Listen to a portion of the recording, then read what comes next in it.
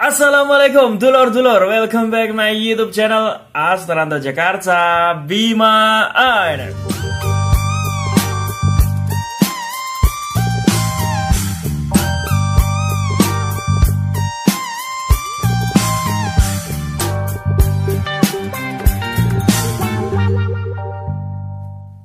Sugeng dalu dulur-dulur, selamat malam. Semoga hari ini menjadi berkah buat kita semua dan apapun yang kita lakukan, semoga diberikan kemudahan oleh Allah Subhanahu wa taala. Pada malam hari ini dulur-dulur kembali ke segmen sharing bersama Bima NF. Dan kali ini pembahasan kita tentang terkait postingan saya yang baru diposting tadi pagi. Posting foto saya ketika mau memulai latihan, jadi menghadap ke adik-adik saya dan saya di situ memberikan caption kata-kata bahwa 1 tahun yang akan datang atau 1 tahun ke depan, saya kurang hafal ya dulur-dulur. Intinya seperti itu. 1 tahun ke depan akan menjadi tahun atau hari terberat untuk kalian, namun semua itu akan terbayar dengan jumlah saudara yang luar biasa banyaknya. Ini seperti itu dulu. Nanti saya cantumkan di sini.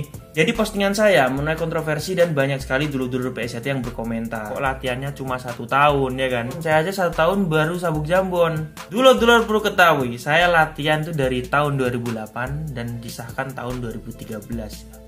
Lek omong blenger-blengeran dia kan. Tapi di sini tujuan kita bukan untuk membanding-bandingkan. Hanya saja di sini nih yang ini Bima NF jelaskan kepada dulu-dulu semua, mindset atau pemikiran seperti ini perlu kita luruskan. Jadi dulu ketika Bima NF masih baru dari kampung lalu tinggal di Jakarta ya, mungkin pemikiran Bima NF juga sama seperti dulu-dulu semua.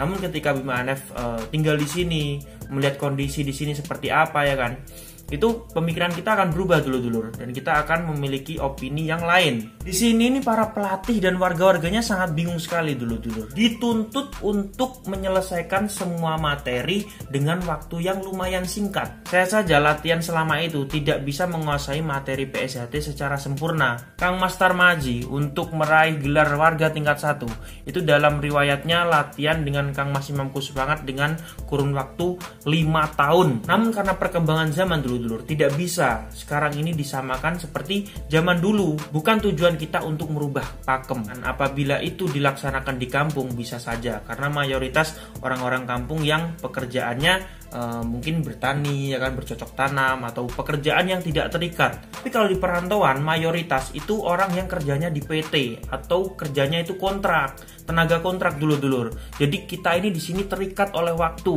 terikat oleh pekerjaan dan kewajiban. Kita tidak bisa mengikuti secara sempurna kebijakan yang telah diberikan oleh ranting atau cabang dulur-dulur. Jadi kenapa saya berikan caption seperti itu? Ya memang kenyataannya mayoritas hanya 1 tahun, tapi bukan berarti porsinya di sini dikurangin atau tidak sama latihan seperti di kampung dulur-dulur. Mungkin dulur semua ingat dengan kata-kata leluhur kita ya, cilik ora kurang bakal, gede ora turah bakal. Jadi semua latihan PSJT mau berapa lama pun ya kan, mau sekeras apapun, insya Allah porsinya pasti sama dan materi yang diberikan pun sama. Jangan sampai menjadi pembeda antara kita semua, karena kita tujuannya semua sebenarnya adalah satu, mencari persaudaraan. Orang Indonesia tanpa ikut pencak silat itu pasti sudah bisa berantem dulu. Tapi tidak semua orang di Indonesia ini punya persaudaraan yang kuat dan kekal abadi seperti yang dimiliki oleh warga persaudaraan Setiati Trate. Jadi semoga dulu-duluku paham, jangan sampai ada komentar-komentar yang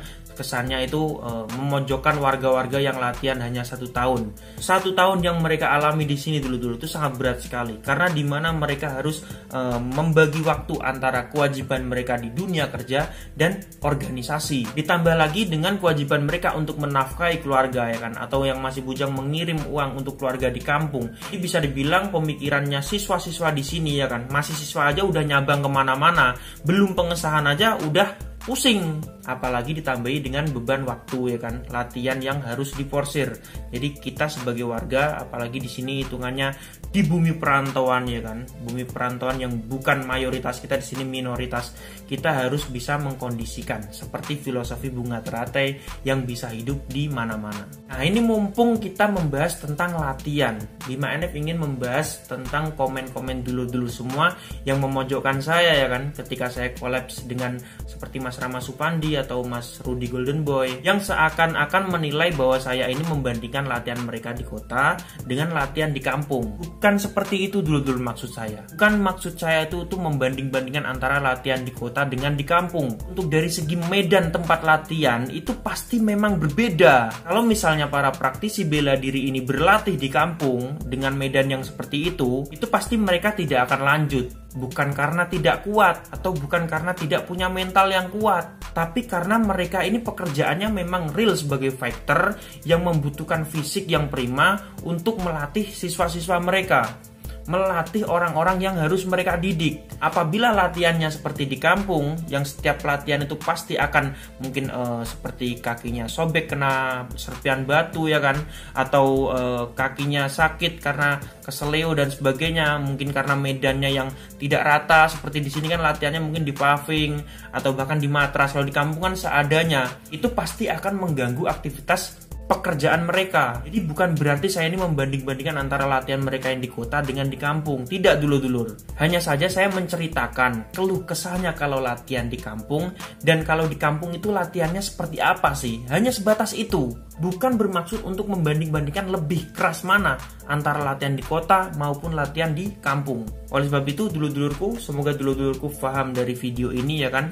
Tidak ada niat kita itu untuk membanding-bandingkan ya kan, atau membeda-bedakan, karena semua setelah menjadi warga PSHT itu bukan akhir dari segalanya, tapi adalah awal langkah kita untuk mempelajari apa sih sejatinya ilmu setia hati itu. Jangan sampai beranggapan kalau kita sudah disahkan menjadi seorang warga, perjuangan kita sudah berakhir atau selesai sampai di sini. Tidak, tapi justru adalah awal langkah kita untuk benar-benar mendalami apa sih sejatinya ajaran setia hati itu. Semoga dulur-dulurku paham dan tidak ada lagi prasangka buruk antara kita sebagai saudara sesama warga persaudaraan setia hati Ternate.